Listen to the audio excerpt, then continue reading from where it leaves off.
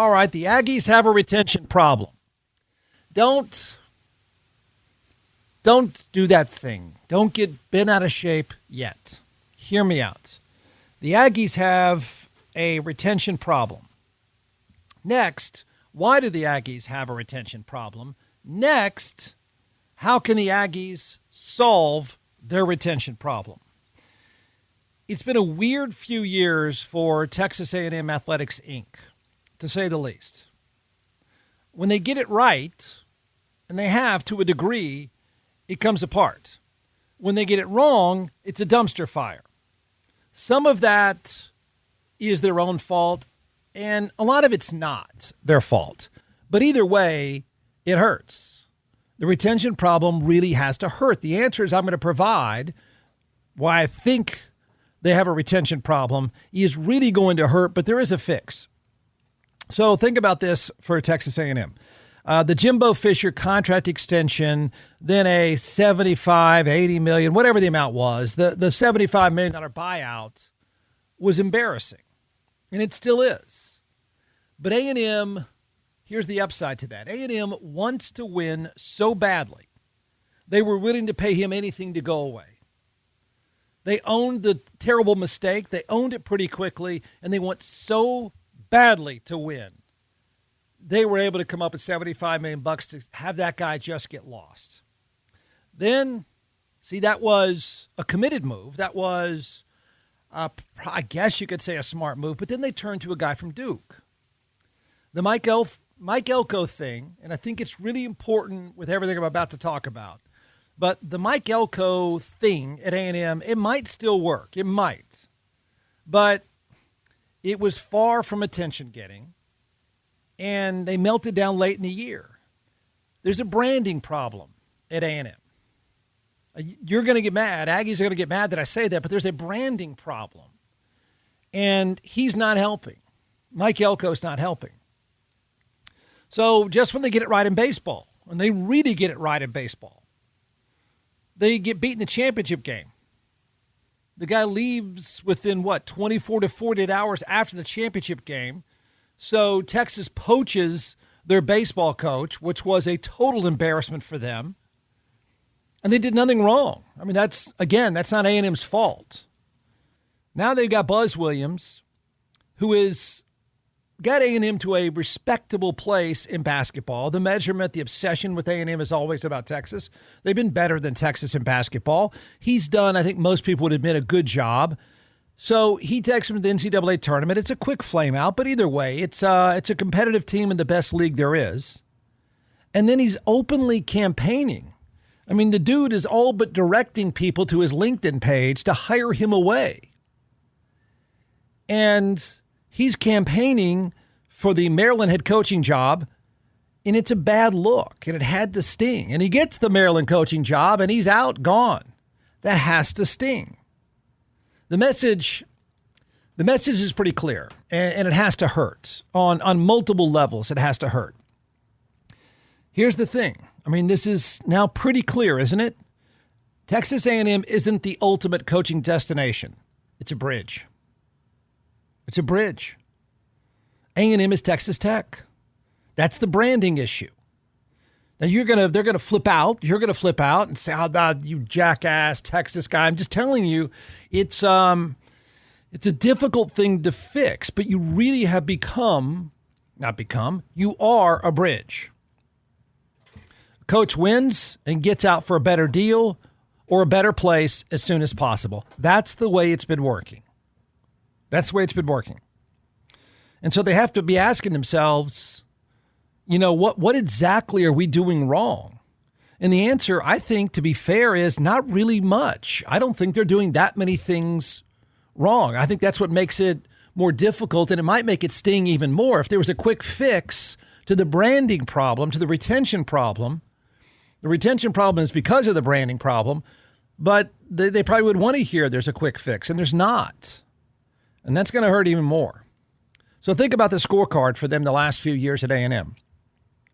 A&M Sports Incorporated is what I would say. Their AD leaves to go to Ohio State. They then get Trev Alberts from Nebraska, and then his move is Mike Elko. It might still work, but it's not exactly the most high-profile, sexy hire you can think of. Then they play for a college baseball championship on one day, and then the next day, their coach is out. They have a good year in basketball, make the tournament. All trends are positive. Their coach is he's an interesting dude. He's kind of iconic. He's an attention getter. He's kind of breaking through the clutter, Buzz Williams. So the trends are pretty positive. But then he turns around and waves his arms and screams at people to check out his resume on Indeed, and he's gone. Why? Now, why would that be? Now, why are they having such a problem with retention? Why is it for a school that has the mindset and the budget of a blue blood and the brand awareness and street cred of a mid-major? That's where they are. I'll say it again. It's going to hurt. But tell me I'm wrong. A&M has the mindset. A&M has the budget of a blue blood in all the sports, no doubt. But their brand awareness and their street cred really is kind of a mid-major. They're a bridge for successful coaches. They're a bridge, and it's a constant cycle, and I think it's undeniable. So Mac Engel writes for the Fort Worth Star-Telegram. He's been on the show a few times. The guy is entertaining, he's interesting, he's thought-provoking. That's what you're supposed to do. He has a column from a few days ago. Texas A&M losing another high-profile head coach says something is amiss. I sort of disagree with him on a few levels. I think this is more branding than it is anything else. I don't think there's an easy fix. I can subscribe or prescribe a fix, but I don't know how easy that one is. But he writes a few days ago, Texas A&M completed the rare athletic department grand slam when the last of its high-profile employees left the premises in less than 2 years, the final 3 from their own ambition. November 12 of 2023, football coach Jimbo Fisher is fired. January 16, 2024, Ross Bjork leaves Texas A&M for the same position at Ohio State. June 25, 2024, the day after losing the finale of the College Baseball World Series, Coach Jim Schlossnagle leaves A&M to become the head coach at the University of Texas. After he lectured everyone he wasn't leaving and it was rude of them to ask, he bolted. April 1st of 2025, men's basketball coach Buzz Williams leaves A&M to become the head coach at Maryland. All these departures have fueled speculation that Reveille 10 is in the transfer portal. And his column is about, why these things are happening, and he sort of blames it and puts it at the feet of Trev Alberts, the AD. And I don't know that I can completely agree with that, because I think there's more to it than that. But he has this great line, and I think there is something to this. And this is an issue. For some, like former Texas A&M football coach R.C. Slocum, they love all things Aggie-like family. For others, they learn they're just the weird uncle at Thanksgiving dinner who doesn't get it. Texas A&M has its own traditions, beats, and rhythms, and while it's beloved by those who attend the school, it's not for everyone, which I think is fair. It's not. All right, so, what do you do about this? I don't think it's obviously not a one-off. It's not. And the fact that I've said you've become a bridge, you're Texas Tech. Somebody does well, they leave. You're a mid-major. And that has to sting. So how to fix the retention problem. All right, here you go. You can't completely fix it, but I do think you can put a dent into the branding problem. It's not going to be easy, and you're not going to like the answer, but I think it's probably, given the fact that you're in College Station / Caldwell, it's the best you can do. Okay, bottom line is it's College Station. It's not Austin. It's just not going to be for everyone. It's not going to be for a lot of people. I mean, that's just the reality. But the branding problem, the sex appeal problem, can get a big boost by 2 things. Right? If we're sitting here trying to figure this out, you're not going to be able to solve all of it, right? Because of where you are, no matter what. But I do think 2 things could change the perspective. And the perspective matters. That's exactly what matters in college sports. It's about imagery, and theirs isn't so great because it doesn't matter enough. Two specific things. And both of them, you're going to think this is weird, but I think both of them, the things they can fix all come from the same place, and it's football.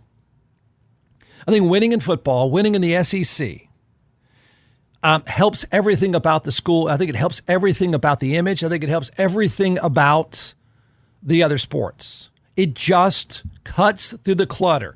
Here's the problem. They're not known outside of Texas. They don't matter to everyone else. And you got to break out of that. If you want to start keeping and mattering more to coaches, which means you matter more to players, you can pay them all you want, but you're going to have to, you're competing against other people, one of them right down the road, that'll match or beat anybody for anything. And it's got all the image you want. So the branding matters. And I'm saying that football helps everything. It helps the image. One, they need to matter outside the state of Texas. This is what I think football could do for them. And it's not just being better in football, much, much, much better in football. It's something else that has to come with it. But number one, you've got to get better in football. You have to. You have to do that to matter outside the state of Texas. Their awful performance, to go back in time, their awful performance against Texas at home in a high-profile game when they were barely competitive in that game. It was just an ugly look. They needed a better look on that day. And yeah, you're going to scream back at me, wait, Jeff, you're saying the basketball coach left because the football team is meh? Yeah, partially. Let me finish. Yeah, partially. Like I said, you're not going to keep everybody there. It's just not going to be for some people. But if you want the whole brand to improve, it's going to have to start with their football program. And it's not just winning more, it's the way you win and how you look in the process, because we live in a social media world. So that showing against Texas, I think, mattered a lot more than people realize. How that was a big stage. It was a chance to do something different, and they were just meh. They were barely competitive. They had a late season meltdown, which didn't help either. But here's the second thing. All right, so you got to win in football. You've got to be much, much, much better to give your whole program, your whole athletic department a better look. Here's the other part. And this one's going to be tough, I think, but it can happen. The second thing I think A&M has to do, and yes, I'm tying it all back to the retention problem. The second thing they have to do is they have to look cooler winning in football. I know. Sounds weird, right? Hear me out. Mike Elko, nobody's heard of before. Okay, sorry, Aggies. He doesn't matter outside of a 30-mile radius. Just doesn't matter. He's the face of A&M football right now, and he looks like he's from Caldwell. It matters. He looks like he's from Caldwell. He looks like he eats at the Cracker Barrel there every Monday and Friday, or Wednesday and Friday, whatever the days are. I mean, that's just the way it looks. He'll never be Marcus Freeman. He'll never be Deion Sanders. He's just going to be himself. But they don't just need to win in football to matter everywhere else. They need a flashy star in the process. They need some sex appeal. They need some star power. It matters. It really does. They need Johnny Manziel 2.0. They need an Arch Manning. And then there's not very many of those. I get it. Trust me, I get it. But they've got to get some star power. They've got to win, and they've got to do it in a flashy kind of way. Because right now, when you're not very good and Mike Elko is the face of your program, it just doesn't resonate with people. They just don't care. They need a cool, marketable star. Yeah, I think it fixes a lot of their problems. So the reason why, okay, is that it's a social media world. And I think to stop some of the retention problem, you can't, like Buzz Williams may have won it out no matter what. Okay? Maybe he did.